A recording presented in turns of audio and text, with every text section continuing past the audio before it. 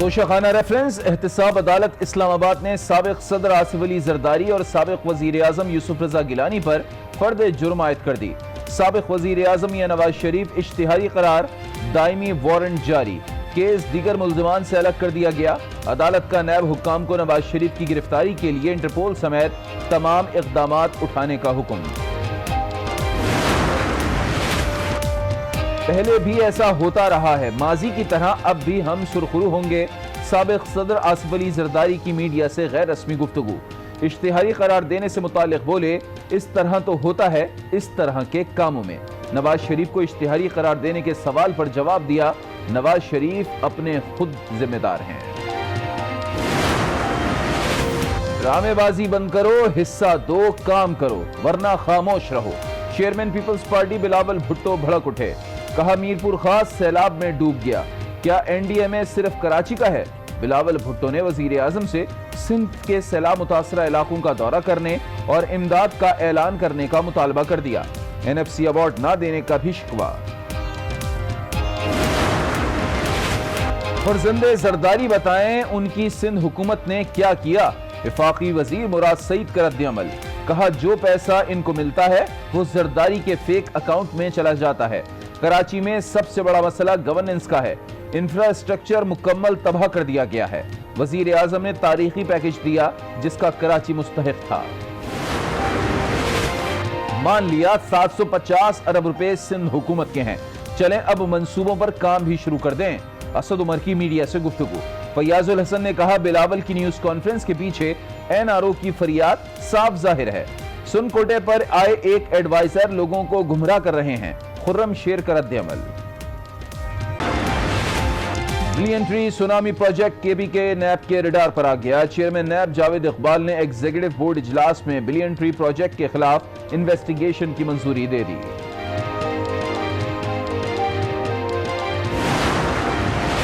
خصوصی عدالت کے جج کے خلاف وزراء کے بیانات، پشاور ہائی کورٹ کا فروغ نسیم، فواد چودھری، شہزاد اکبر، فردوس عاشق کو توہین عدالت کا نوٹس، 14 دن میں جواب جمع کروانے کا حکم۔ دریائے سندھ میں سیلابی صورتحال، گھوٹکی کے مقام پر اونچے درجے کا سیلاب، کئی دیہات زیر آب، سانگھڑ میں برساتی ریلوں کی تباہی، درجنوں دیہات ڈوب گئے۔ بدین میں بھی لوگوں کی نقل مکانی، تھرپارکر کی تحصیل کلوئی کے قریب ڈورو نہر میں شگاف پڑنے سے قریبی گاؤں زیر آب آ گئے۔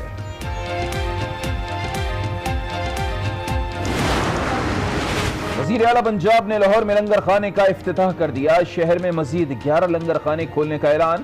عثمان بزدار نے کہا پناہ گاہوں کے سامنے لنگر خانے کھولنے کا فیصلہ کیا ہے، معیاری کھانا فراہم کیا جائے گا۔ لوگ پولیس کے رویے سے خوش نہیں، تبدیلی لانے کی کوشش کریں گے۔ آئی جی پنجاب انعام غنی کی پریس کانفرنس، کہا کرپشن برداشت نہیں کریں گے، امن و امان کی بحالی کا عزم۔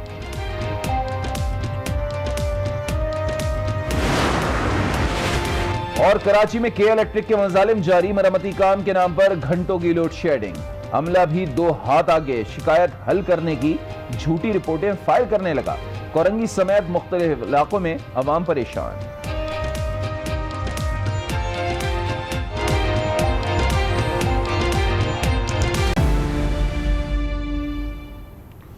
السلام علیکم، آج کراچی کی آواز کے ساتھ میں ہوں علی عابد۔ گفتن نشستن برخاستن، کراچی اور اس کے شہریوں کے ساتھ آج تک کچھ ایسا ہی ہوتا چلا آیا ہے۔ گندگی، غلاظت، کچرے کے ڈھیر، آلودہ فضا، اس شہر والوں کے مسائل ہیں کہ ختم ہونے کا نام ہی نہیں لے رہے ہیں۔ اسی حوالے سے ایک رپورٹ تیار کی ہے آج نیوز کے نمائندے جنید جاوید نے، پہلے وہ دیکھتے ہیں پھر گفتگو کا سلسلہ آگے بڑھائیں گے۔ کراچی کے علاقے حسین آباد کی یو سی انتظامیہ کا کارنامہ، فیملی پارک کو ہی کچرا گھر بنا ڈالا۔ یو سی انتظامیہ گلی محلوں اور گھروں سے کچرا اٹھاتی تو ہے لیکن اپنے ہی علاقے میں پھینک دیتی ہے۔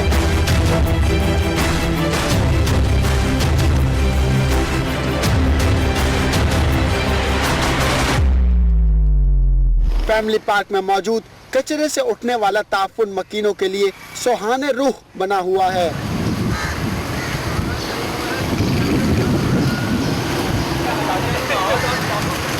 شہریوں کا کہنا ہے کہ علاقے میں بیماریاں پھیل رہی ہیں۔ کافی ٹائم سے یہ پارک کو بند کر دیا، پھر یہاں پہ بعض دفعہ گایوں کا باڑا لگا دیتے ہیں, کبھی گائے کے لیے چارہ لگا دیتے ہیں, پھر یہاں پہ کچرا, اور کچرا بھی وہی پھینکتے ہیں جو ہمارے گھر سے کچرا خود اٹھاتے ہیں.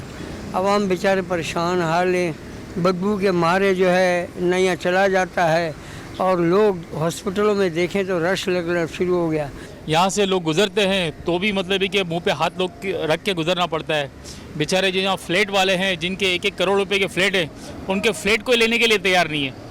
تو بیچارے فلیٹ بیچنا چاہتے ہیں تو ان کے فلیٹ آدھے بھاؤ میں بھی کوئی لینے کے لیے تیار نہیں ہے. کیا کہ یہاں رہنے آئیں گے تو یہ بدبو کون برداشت کرے گا؟ یہ صرف ایک علاقے کا حال نہیں ہے, بلکہ کراچی کی ہر یوسی گندگی اور کچرے کے ڈھیر بن چکی ہے, اور دوسری طرف انتظامیہ خواب و خرگوش کے مزے لے رہی ہے. جنید جاوید, آج نیوز, کراچی.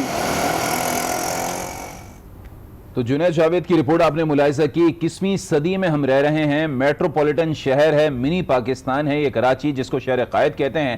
اور یہاں کا اس وقت سب سے بڑا مسئلہ بنا ہوا ہے کہ کس طریقے سے یہ جو کچرا ہے وہ جو ہے اٹھا کے کسی صحیح جگہ پر ڈمپ کیا جائے. گھروں سے تو لے لیا جاتا ہے لیکن اس کے بعد ان جگہوں پر پھینک دیا جاتا ہے, راہ چلتے کہیں بھی پھینک دیا جاتا ہے, اور اس کے بعد ہم دیکھتے ہیں کہ اس کو پراپر جگہ پر جا کر ڈمپ نہیں کیا جاتا ہے. اسی پر بات کریں گے. اسٹوڈیوز میں موجود ہیں اس وقت بیورو چیف کراچی رفعت سعید. رفعت, یہ بتائیے گا, یہ اتنا بڑا مسئلہ ہو چکا ہے کہ کچرا جو ہے وہ کسی صحیح جگہ جا کر ٹھکانے لگایا جائے.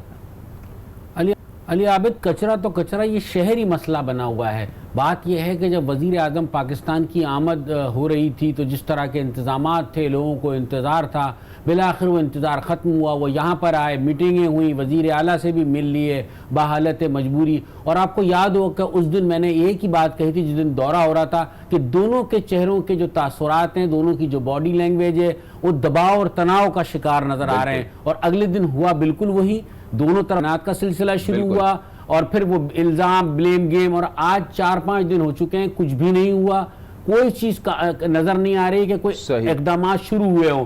کچرا اسی طرح پڑا ہوا ہے, سڑکیں اسی طرح ٹوٹی ہوئی ہیں, لوگ اسی طرح اذیت سے دوچار ہیں. تو میرے خیال میں کراچی کے مسائل حل ہونے والے لگتے نہیں ہیں, اور اس کے لیے نہ یہ سیاسی جماعتیں سنجیدہ ہیں, نہ اس کو کرنے والے سنجیدہ ہیں. ابھی تک دونوں ایک دوسرے پہ صرف اور صرف الزامات لگا رہے ہیں. منظر آپ نے دیکھ لیا, ایک حسین آباد ہی نہیں ہے, ہر جگہ حسین آباد بنی ہوئی ہے. آپ چاہے کسی کراچی کے علاقے میں چلے جائیں, ابھی ڈیفینس اور کلفٹن سے بھی وہ آثار ختم نہیں ہوئے ہیں تباہی کے اور بربادی کے, اور کوئی بھی اس کو ایڈریس کرنے کے لیے تیار نہیں ہے. اس وقت تک بھی سیاست ہو رہی ہے شہر میں اور کوئی کام نہیں ہو رہا. تو یہ بتائیے گا, جس طریقے سے آج اسد عمر نے کہا کہ چلے مان لیتے ہیں کہ 750 ارب روپے سندھ حکومت کے ہیں, ان کو خرچ کرنے ہیں, بسم اللہ کریں, کچھ تو کام کریں. فیڈرل گورنمنٹ کو بھی ہم یہی کہیں گے, بلکہ وہ خود بھی کہہ رہے تھے اپنی گورنمنٹ کو کہ اب اس طریقے سے بہانے بازی نہیں چلے گی کہ آپ نے اعلانات کر دیے اور کام نہیں ہوگا.